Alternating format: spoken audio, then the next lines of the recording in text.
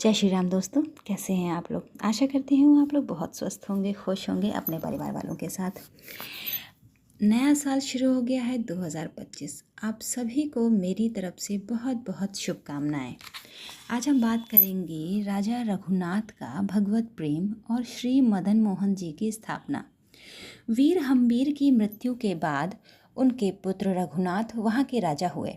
ये भी पिता की भांति साहसी, योद्धा और बुद्धिमान थे। राजमहल के नवाब शाहशुजा ने एक दिन किसी बहाने से रघुनाथ को अपने दरबार में बुलाकर उन्हें बंदी कर लिया। अंत में उनके वीरत्व और साहस की परीक्षा के लिए नवाब ने अपने एक दुष्ट घोड़े की पीठ पर चढ़ाकर दौड़ आने की रघुनाथ को आज्ञा दी। घोड़ा बहुत ही उदंड था, पर रघुनाथ बड़े बहादुरी से उसको अपने वश में रखे हुए दौड़ाकर वापस ले आए। इससे नवाब बहुत प्रसन्न हुए एवं रघुनाथ को बंधन मुक्त करके उनके साथ मित्रता की। नवाब ने राजा रघुनाथ के सम्मान में उन्हें सिंह की उपाधि दी। रघुनाथ के समय से ही मल्ल राजाओं की उपाधि सिंह हुई। नवाब से विदा लेकर राजा रघुनाथ सिंह विष्णुपुर की ओर चले। चलते चलते वे एक गांव में पहुँचे। वे पूरे वैष्णव थे, ब्राह्मण के सिवा अन्य किसी के घर नहीं खाते थे एवं विष्णु का चरणोदक और तुलसी लिए बिना जल ग्रहण नहीं करते थे। पता लगाकर वे धरणीधर नामक ब्राह्मण के अतिथि हुए। धरणीधर अत्यंत ही गरीब थे, फिर भी उन्होंने बहुत यत्न करके रघुनाथ को घर पर रखा और जो कुछ पत्र पुष्प मिल सका उसी से रघुनाथ का आदर सत्कार किया और भोजन कराया। गरीब होने पर भी ब्राह्मण बड़े धार्मिक थे, कभी अन्याय नहीं करते और न ही कभी झूठ बोलते। ब्राह्मण के घर में भगवान श्री राधा कृष्ण की मूर्ति भी थी। नाम था मदन मोहन जी। मदन मोहन जी के अद्भुत अपूर्व रूप को देखकर राजा मुग्ध हो गए। उन्होंने ब्राह्मण से 10,000 रुपये लेकर मदन मोहन को देने का प्रस्ताव किया। रुपयों के बदले मदन मोहन जी को देना होगा, यह सोचकर ब्राह्मण व्याकुल होकर रोने लगे। छोटे बालक की तरह रोते रोते उन्होंने कहा, नहीं, तुम चाहे जितने रुपए दे दो, मैं अपने भगवान को तुम्हें नहीं दे सकता।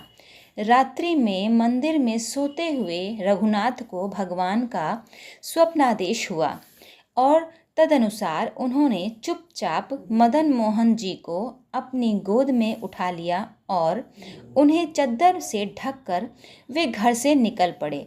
उनके हाथ, पैर और हृदय काँप रहे थे। राजा ने अपने जीवन में कभी इस तरह का काम नहीं किया था। इसी से उनका सारा शरीर काँप रहा था। क्या करें, इष्ट देव का आदेश था। वे धीरे धीरे घर के किवाड़ बंद करके चल दिए। 2-3 दिनों बाद वे विष्णुपुर पहुँचे। रानी से मदन मोहन जी की सारी बातें बतलाकर अंतःपुर के एक कोने में श्री मदन मोहन जी को छिपाकर पधरा दिया। ब्राह्मण धरणीधर सवेरे जगे और नित्य की भांति फूल तोड़ने चले गए। लौटकर जब मंदिर के किवाड़ खोले तब देखा कि वहाँ ना तो भगवान श्री मदन मोहन जी हैं और ना राजा रघुनाथ जी हैं। ब्राह्मण बहुत दुखी हुए और सिर पीट कर रोने लगे। उन्हें निश्चय हो गया कि रघुनाथ ही मदन मोहन जी को लेकर भाग गए हैं। यह सोचकर ब्राह्मण जिस अवस्था में थे उसी अवस्था में शोक से व्याकुल होकर रघुनाथ और मदन मोहन जी की खोज में घर से निकल पड़े। धरणीधर ब्राह्मण अनेक जगह घूमते घूमते अंत में एक दिन विष्णुपुर पहुँचे। वहाँ वे करीब 1 मास तक घर घर भटके, पर कहीं श्री मदन मोहन जी का पता न चला। तब वे प्राण त्याग का विचार करके नदी तट पर पहुँचे। वहाँ एक बुढ़िया ने उन्हें नदी में कूदने से रोका और उनसे सारी बातें जानकर कहा, यह किसी से कहना नहीं, यहाँ के राजा रघुनाथ सिंह कहीं से एक भगवान को लाए हैं और उनको अंतःपुर के किसी गुप्त स्थान में छिपाकर रखा गया है। यह मैंने सुना है, वहाँ जाकर पता लगाओ। वही तुम्हारे मदन मोहन हैं क्या या नहीं? वृद्धा की बात सुने ब्राह्मण बहुत प्रसन्न हुए और राजा के दरबार में उपस्थित हुए। राजा ने ब्राह्मण को पहचान लिया तथा उनका श्रद्धा भक्ति पूर्वक बहुत आदर सत्कार करके धन रत्न आदि जो भी वो लेना चाहें देने को कहा। ब्राह्मण रोते रोते बोले, राजन, मैं गरीब हूँ और गरीब ही रहना चाहता हूँ। धन दौलत लेकर भी क्या करूँगा? इनकी मुझे आवश्यकता नहीं है।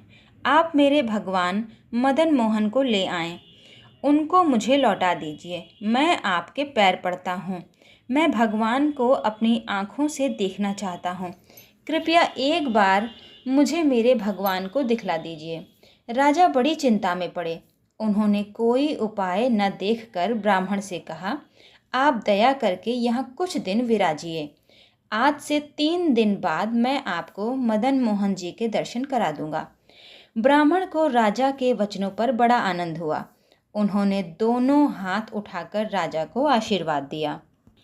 एक दिन की बात है, रात में ब्राह्मण ने स्वप्न देखा, मानो उनके मदन मोहन उनके सिर पर हाथ फिराते हुए कह रहे हैं, मैं तुम्हारी भक्ति से संतुष्ट हो गया। तुम दुख मत करो, घर लौट जाओ। यहाँ का यह राजा भी मेरी बड़ी भक्ति करता है।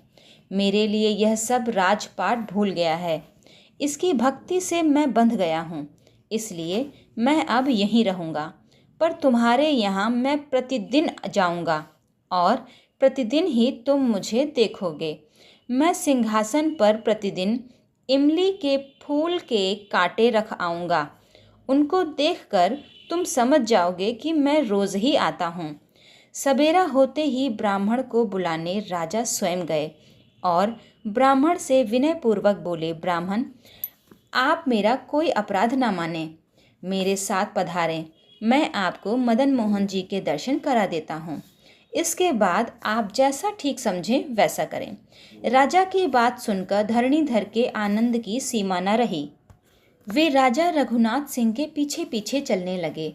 अंतःपुर में जाकर धरणीधर ने मदन मोहन जी के दर्शन किए और दर्शन करते ही वे बेसुध से हो गए। उनमें बोलने की शक्ति नहीं रही।